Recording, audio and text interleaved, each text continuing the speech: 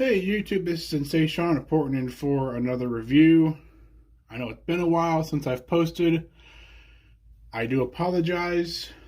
Um, I've been kind of busy. My work schedule changed, so instead of me working through the day, I'm working at night. So this is kind of a big change, so hopefully it's a better change. So I do apologize for the lack of video. Anyway, let's get going on with this review. Today we're going to be reviewing the latest from MTH, which would be the rerun of the Duluth, Mesabi, and Iron Range 2884 Yellowstones in both the M3 and M4 variant. Now, I know what you're thinking already, and you're looking here behind to this box and this box. This one here, this box back here, that's from, I believe, the 2014 run. This new one here, which is right here, is the most recent release. With that, the engine and tender of this one, number 2020 or number 220, are screwed together at the drawbar. I will show that I will show that when we get to it. This one, 232. Is just the standard MTH design where you just pull it apart and that's it. So some key differences on the M3, which is 220, and the M4, which is 232. You'll notice that 232 has this line right here. This goes to the Worthington feed water heater pump, I believe. And 220, which just has a standard, does not have that water heater. So that's really the only difference between the two. In terms of how they look, how they run, and all that. I'm trying to spot some other differences here. There really aren't any differences. They both have LED lighting. They both have die-cast shells and die-cast tenders. They both have a very realistic coal load. Coal load is actually very different on both of them. However, they both have smoke units, except for the fact that this one, number 220, has a smoking whistle. And this has been a latest feature with MTH, especially for their steam line, for their latest steam engines. They've been recently doing steaming whistles in HO scale. On the Burke is the first time I've ever seen it. And the Yellowstone is the second time I've seen it. I know from a buddy of mine who has the latest release 412.2 that it also has a smoking whistle. And also my GS4 has a smoking whistle as well. Let's see. Besides all that, there's really not a whole lot of differences here. They both run good. They both have exactly the same sound file, which is good because had the whistles sounded any different, I would not be happy. So I don't have to change these to Loc Sound. With Scale Trains acquiring MTH, I would hope that they do these soon because these are always hard to find after a while. The price tag on these is right around $600 for the latest release from MTH, which is pretty much exactly the same as the last run, as the 2014 run of these as well. So, really about the same cost. There's really no cost difference in them. You do get a little more features in the new run than you do from previous runs, like the smoking whistle is the biggest feature change. And obviously, As you can tell, the bell is shinier than the 2014 run.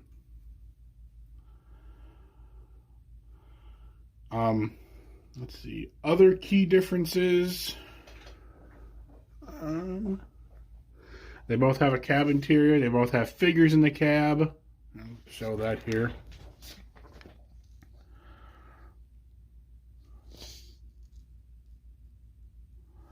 Here's the coal load on both of them.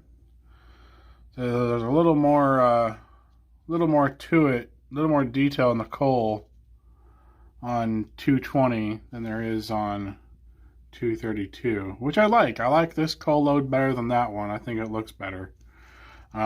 Here's that drawbar that I was referring to. As you can tell, there's some screws down in there. And then here's the drawbar. Actually, you can't even see the drawbar on there. Okay, well. You guys know how these go together.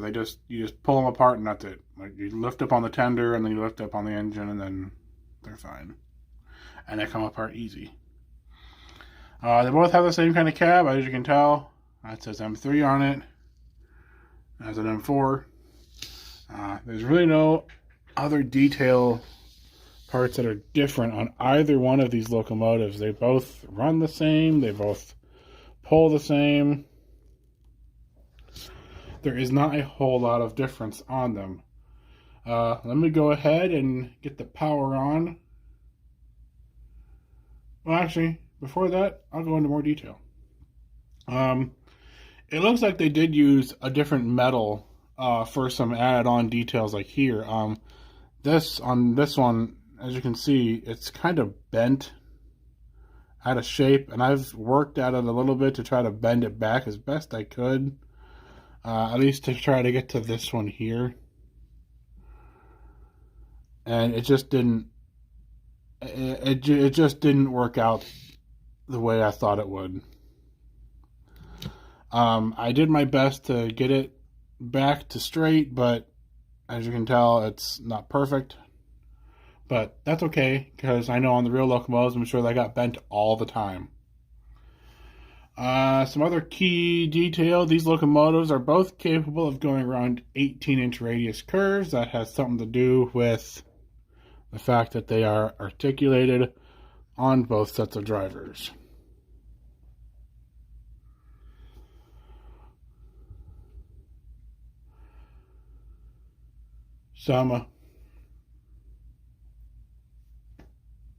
Excuse me.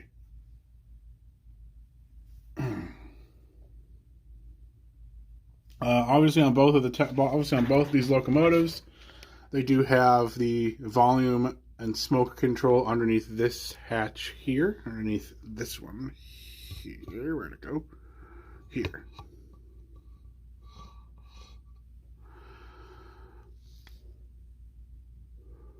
.232 is a little dusty. I've had it for a while, so yeah.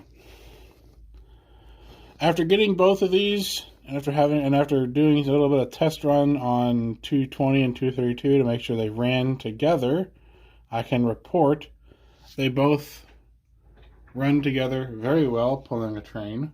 So that's always a plus. The fact that they will run together just fine. The smoking whistle definitely helps on 220. The headlight is a little bit brighter on 220 than it is on 232, which is fine by me. I don't really mind.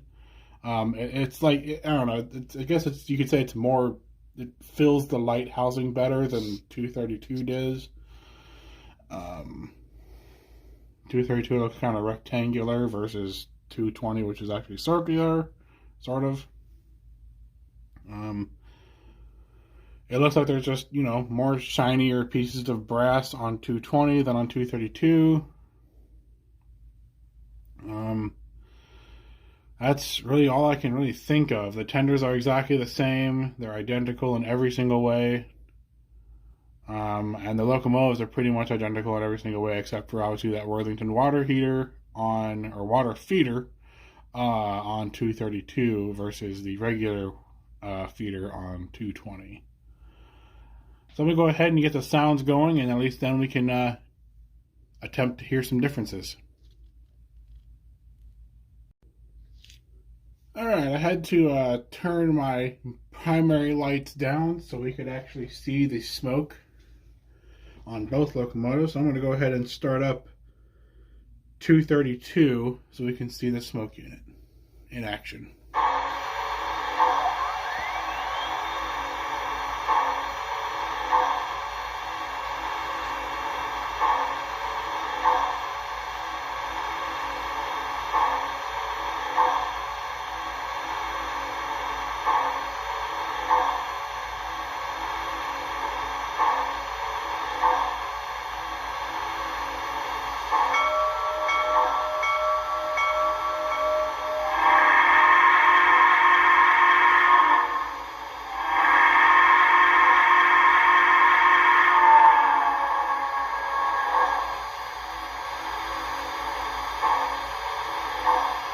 As you can tell, the smoke unit's kind of noisy on the older model. So I'm gonna go ahead and shut it down.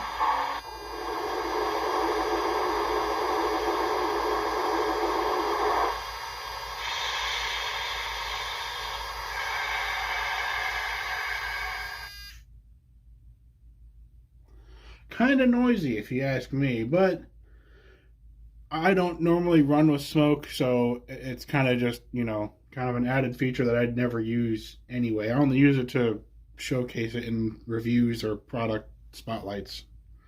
Anyway, let's go ahead and start up number 220.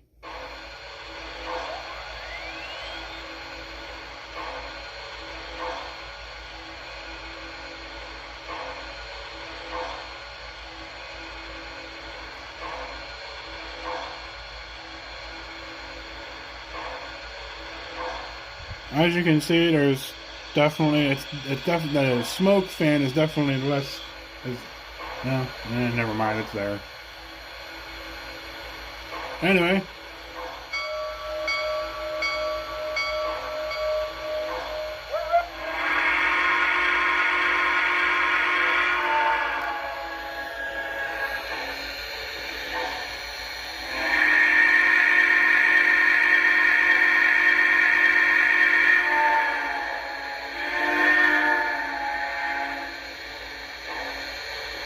Kind of neat, isn't it? It's just kind of fun to see the smoke units in action and all that. I'm going to go ahead and shut it down. Well, let's just watch it again just because of how cool it is.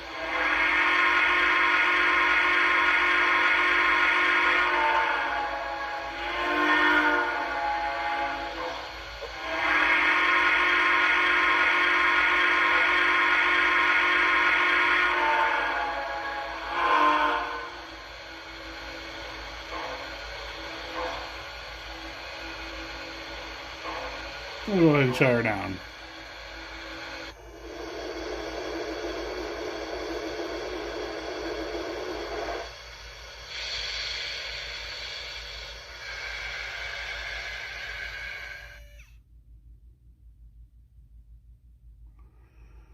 And there we go. That's the smoke units in action. There's still some residual smoke coming out of the stack.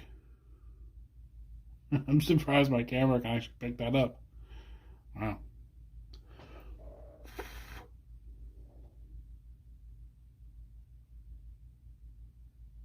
Is it done? I don't know. Anyway, I'm going to go ahead and shut them down to where the smoke units are shut down. And then we'll continue on. Alright, so now that we got both of them idled and kind of listen to how they idle, they both have that automatic crew talk, which I absolutely love about MTH locomotives. It's definitely going to be a sad thing to see go when Scale Trains releases these, and hopefully they give the automatic crew talk coding to ESU, so ESU can also have this automatic crew talk for these locomotives, like that.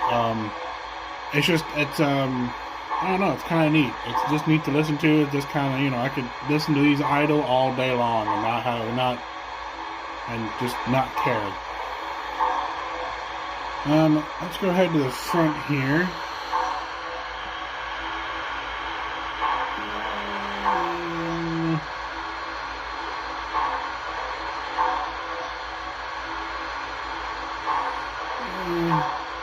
kind of can't see what I'm on about one headlight being rectangular and the other one being circular. I mean, up close, they're both circular. Very far away, they're both circular. Obviously, the LEDs flashing are on a which means they're kind of on a different frequency. They're the electrical thing, electronics, or I guess the electricity going through the wires is going too fast for the camera to actually keep up, so that's why they're flashing. They're not actually flashing in person at all. So don't let this fool you. Now let's go ahead and take a look at the tenders. Okay. Marker lights back there.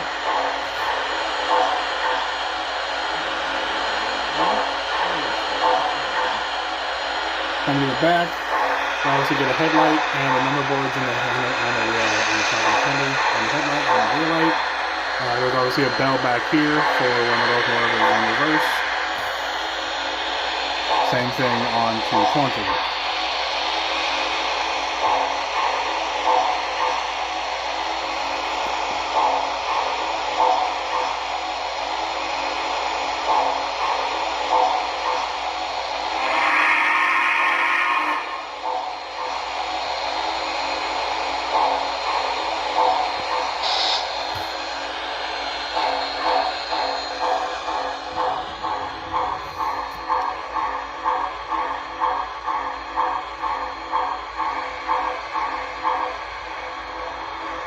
So now that we've seen them, and I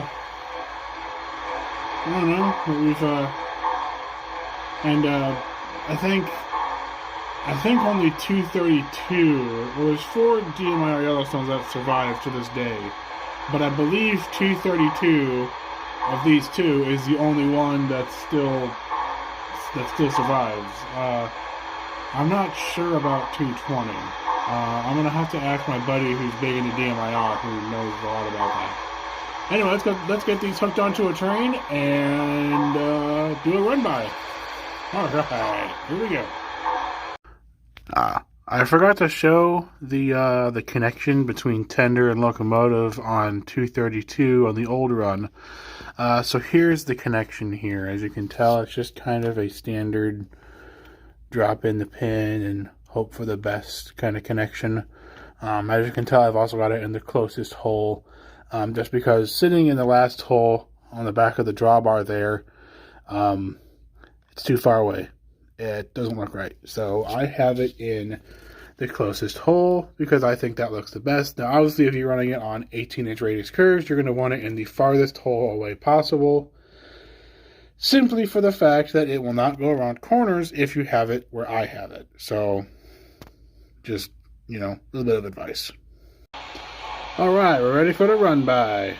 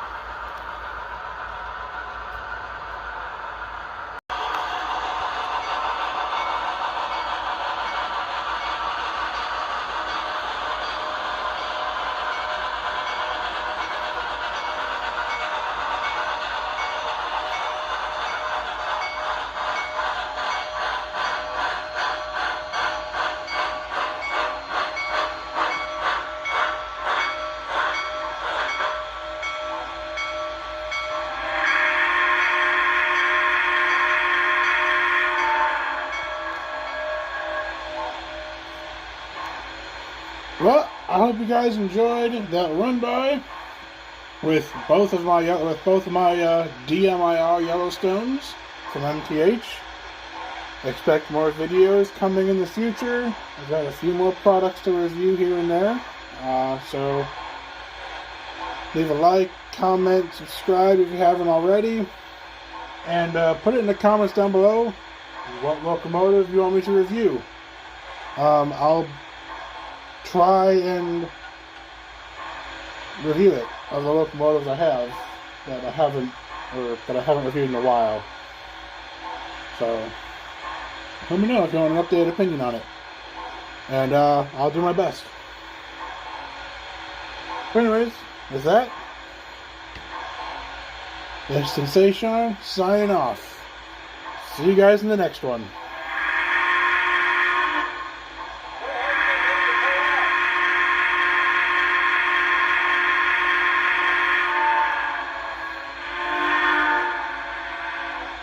See ya!